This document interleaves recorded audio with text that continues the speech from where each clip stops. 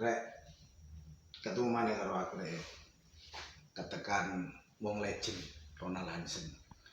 Untung dhek mrene. Kula ku pilek. Iki cara nek kula ini caranya kalau ulo apa nang grok-grok ngono lho. Nah.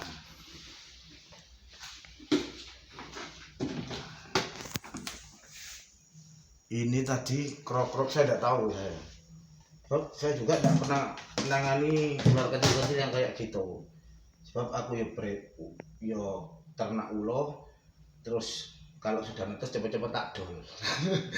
Ronald ini wong paling sabar, rambut gini-gini. Dia orang paling sabar yang saya tahu itu.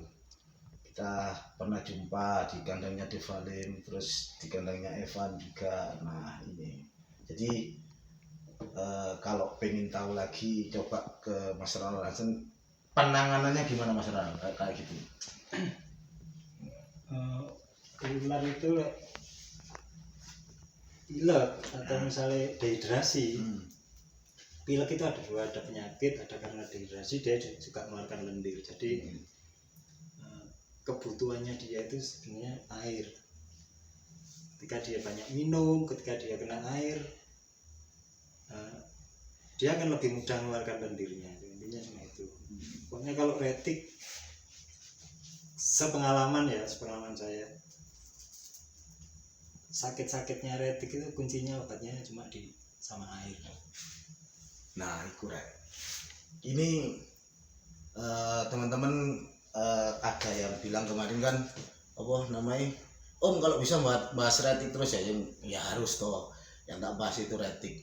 Nggak tahu kalau dianya Ronald Hansen mau bikin konten, nanti jangan lupa di subscribe, bahannya banyak dia, bahannya banyak sekali sih nanti lebih seru lagi ya. Ini sekarang kan cuma penanganan ya, alhamdulillah lah ada sedikit ilmu dari saudara Ronald untuk teman-teman semuanya. Jadi jika ada yang pilek atau grok-grok itu nggak usah khawatir. Sekarang saya nggak khawatir, untung ada dia gitu loh. Kalau nggak ketahuan yo bisa parenal yo. Tapi ada yang bilang pilek ular dijemur Yo. biar pileknya sembuh. Cuma dijemur itu ketika dia kena panas, dia malah lendirnya malah mental. Oh alah. Terus dan retik juga sebenarnya kan terserah ya, orang bilang boleh dijemur apa enggak itu. Kalau saya sih kadang dia memang kadang butuh dijemur.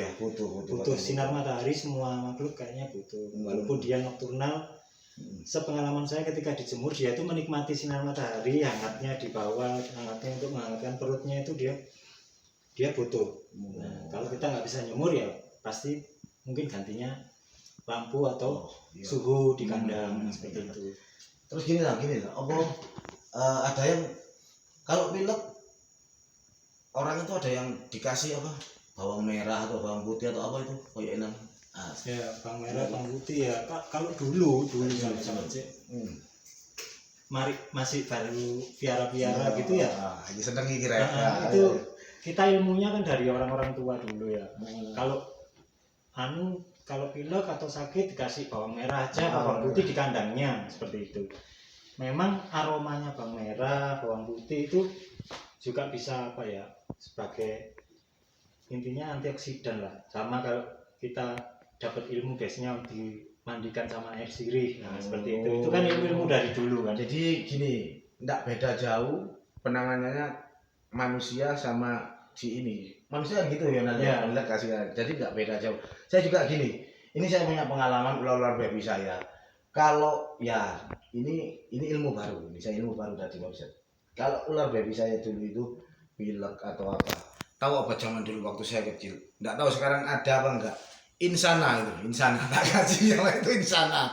Kasih kalau enggak gitu vitamin B1 pokoknya B komplek lah pokoknya kita kasih itu. Nah ini ada kayaknya lebih sederhana lagi, direndam katanya bisa keluar nalyo ya. Anu neolan dinal ya bisa keluar ya.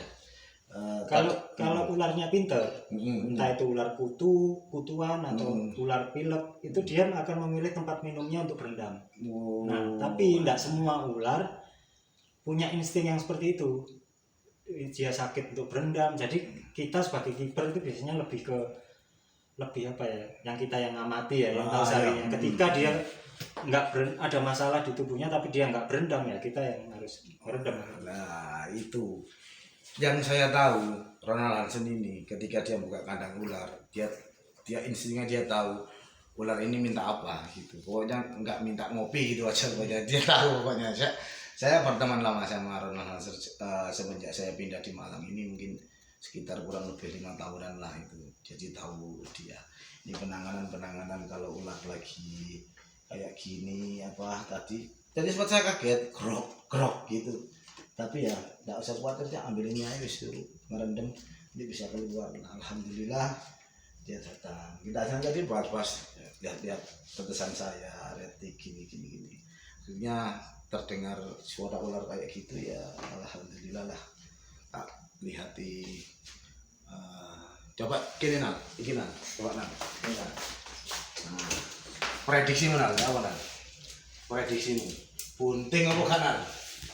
Tapi terus terang nggak pernah mantau sama sekali kawinnya dia. Saya tak tinggal lama kerja di Kupang sama di di Jepara kemarin, jadi 2 bulan tak tinggal. Prediksimu gimana Nan? Lihat keadaan perutnya yang buat saya sugesti kan ini. Jadi apa? Ini lah mekar-mekar biasanya kan awak dhewe kan ngono ya, mekar-mekar gitu. Kalau menurutmu ya kalau disuruh nebak atau misalnya kita disuruh ini bunting apa enggak, kita kan nggak tahu kondisi ularnya setiap sehari-harinya. Jadi biasanya kiper itu yang tahu kondisi sehari-harinya. Misalnya kemarin seminggu yang lalu atau 2 minggu lalu gimana kondisi ularnya. Nah biasanya saya sendiri misalnya lihat ular di kandang itu, ketika perubahannya jadi beda. Awalnya kita lihat sisiknya ular itu biasa ya benar. Nah, biasa kayak gini. Nah, ketika nanti ularnya itu berubah jadi kayak, nah ini kan kelihatan sisiknya agak mekar, enggak, ini kan mepet sisiknya. Nah ini agak mekar, apalagi yang di atas ini ya, nah, kelihatan banget mekar. Biasanya ini bisa juga dia lagi ovulasi, siap mempersiapkan dirinya untuk dibuahi. Mungkin jantannya ya kurang kerja jantan saya. Ya gitu. Dia sudah mempersiapkan diri tapi jantannya nggak bekerja, bisa juga. Cuma hamil bisa juga. Jadi nanti yang tahu nanti ketika kita ngetes hari-harinya itu nafsu makannya gimana. Terus hamil muda, mau makan apa enggak Nan? Biasanya mau ya. Biasanya mau, ada yang ketika udah ngelok terus jadi itu biasanya enggak mau makan sama sekali juga ada. Kalaupun mau, kita yang juga tahu sehari-harinya itu biasanya misalnya makan ayam misalnya untuk ukuran segini, misalnya anggap aja 0,8 kg untuk 1 ekor ayamnya, dia bisa makan biasanya itu 3-4 gitu. Ketika kondisi isi gini biasanya dia makan 1 atau 2 udah berhenti. Jadi wis orang geragas mana rek maksudnya kayak ini Bu. Jadi pokoknya alhamdulillah lah dia datang silaturahmi ke saya, itu dia bisa lihat kandang semrawut saya ini juga, penanganan ular tadi. Sampai jam berapa Nal kita direndam nanti? Sampai jam berapa? Atau besok? Enggak selama-lama ya. Mungkin kalau sampai besok ya bisa direndam tapi pakai lampu. Tapi kalau misalnya setelah pokoknya dia cukup minum, nah dia kan nanti kalau memang dibuka tutupnya dia kadang enggak mau berendam. Keluar sendiri ya. Nah, tapi kita harus maksa, mungkin harus ditutup. Ketika dia mulai minum efektif lah. Cara ini wis efektif Nal yo. Wis terbukti ya, cara ini terbukti banget ya. Rek pokoknya obrolan kali ini singkat banget ya pokoknya. Saya kedatangan tamu istimewa di sini. Jangan lupa tunggu channelnya dia, kalau dia bikin jadi YouTuber, di subscribe ya, jangan lupa di subscribe. Kok repot ngomong itu, bosok ngomong Jawa, ngomong bahasa Inggris gitu. Ya wis rek yo, akhir kata, assalamualaikum warahmatullahi wabarakatuh. Tidak ada sukses tanpa ridha Allah Subhanahu wa taala. Yuk, dah.